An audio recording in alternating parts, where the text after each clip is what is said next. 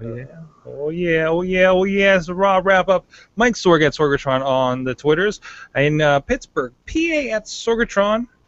Wait, I already did that part. It's late. I kind of dozed off during one of those commercials there. But with me also from Poughkeepsie, New York, it's Mad Mike.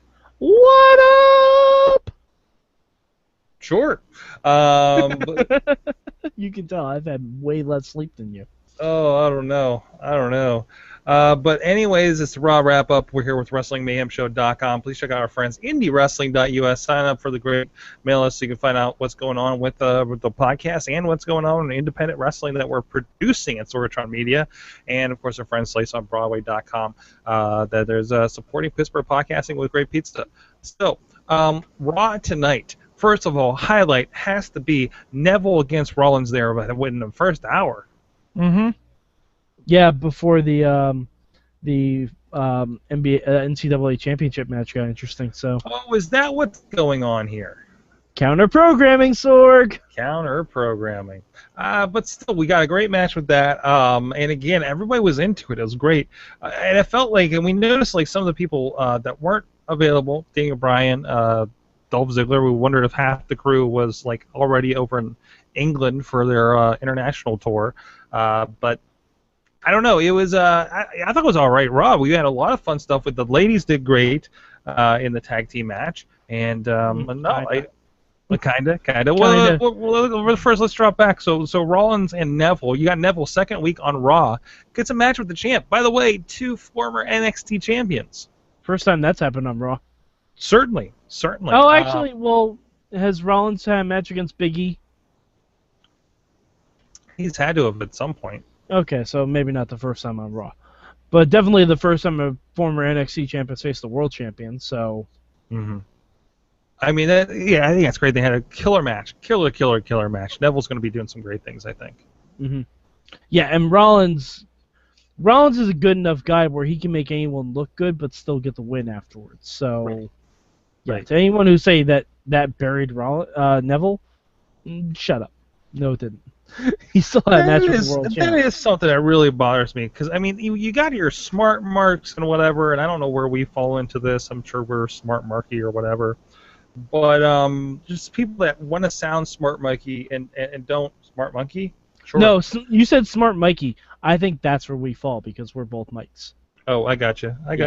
Smart Mike fans. But no, seriously. Oh, I turned my light off. But seriously, like these people that are just. Well, Bar was tearing somebody apart about something like this. It's like, oh, that match sucked. It's like, obviously you have no idea what's going on with pro wrestling. And the fans ate it up, and that's great. It was a great match in general. Versus the, Authority versus the three guys in the main event kind of thing.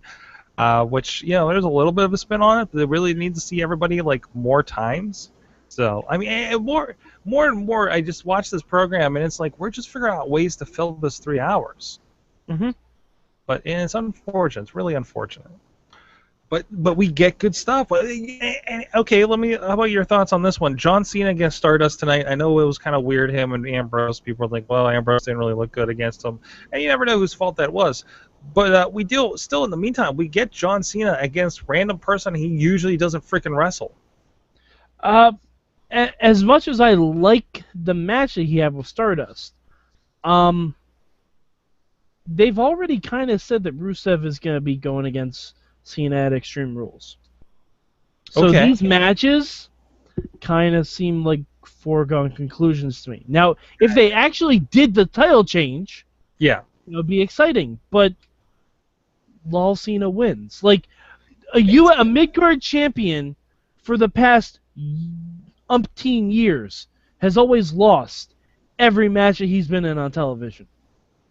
Except John Cena. Well, John Cena is building it up. I mean, they're doing something different here, I guess, right? But have him go against lower guys. Like, have him go against Neville. Have him go against a Zack Ryder. Like, something. Stardust is, I think, in that vein a little bit, unfortunately.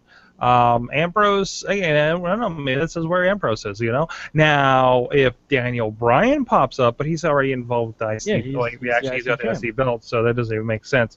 But, yeah, everybody else that they would want to pop in there is everybody involved with the Intercontinental Championship. Are they? Mostly. I don't know. I do. I agree. I want Zack Ryder to come in and be like, "Hey, man, you didn't stuck up for me back then with that whole Eve thing." Yeah, like I want someone coming out against Cena that I don't expect to see. Yeah. And I mean, I want Cena to carry that guy to make me believe that that guy can beat John Cena. Like, I want the exact opposite of the Cena Curtis Axel match we got. and they're not gonna. I mean, I really don't think they're going to do that and put that much work in to make you believe that for one episode when they're trying to build this pay-per-view. I mean, it's just the way. It's just. I mean, how many title matches happened, leading into a WrestleMania when we had 3 months of build, back in the '80s, and you're like, of course he's not gonna be, because he's got Steamboat at WrestleMania. He's not gonna lose it to Hercules Hernandez on Saturday Night's Main Event. You know what I mean? That's the thing, Sorg. They had maybe one title match in between. Cena's been doing a title match every week. Right on TV. I mean, not to mention, we go to a house show, every match is a title match. Well, yeah, but house shows don't count. I know, but still, I think that's, I don't know. So what else happened tonight? Divas were out there. We got tag team promos. Oh, tag team promos, yes, primetime players, New Day. Like, this is the most we've seen with the New Day. It's mostly that nobody likes them. Yeah.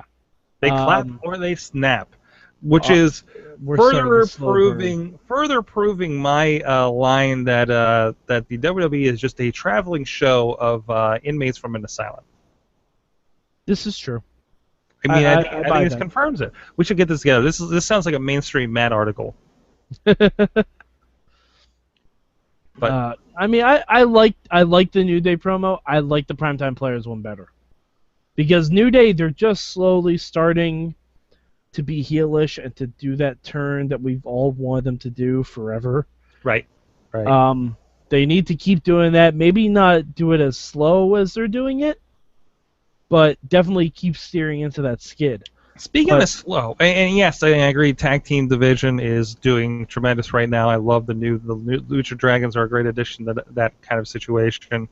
And I think we're going to see a lot of fun stuff, like to the point where when we had like a great 4 teams like about a year ago with the Rhodes Brothers and Usos and everybody, and we're having great 4-way matches, right? But I think the slow burn thing that didn't work out is Miz and Mizdow. I think this is step 1. Yeah, the regular match now, so you can have the Extreme Rules match later, right? Exactly. Yeah. He did pull it tight, so there could be a little more play into that. Maybe it will be a Niagara on a pole match. I wouldn't be surprised if it was a like a gimmick infringement match or something like that. Like, loser has to stop being the Miz. Oh, rights to the Miz. It'd be like the old rights to the DX merchandising from back in the day. And imagine if Mizdow won that match. And we had to get to know Mike the Marine Mizanin. I mean, come on! And then he starts doing the John Cena thing with the salute. This is exactly what I'm saying. And then he has a problem. Now, John Cena has a problem with him because he already beat Rusev at that pay-per-view coming up. Yes. And now you have John Cena be like, hey, man, I was the original Marine. Well, then you can have Miz come out from one of the open challenges and say, you're not the Marine anymore. I'm the Marine, damn it. And he's the Marine twice. I'm the Marine twice, damn it. Like, I'm the guy that came back. Well, actually, who was in Marine 2? Ted DiBiase Jr. That's correct. That is correct. I apologize, but I mean, and Miz and Cena have good chemistry.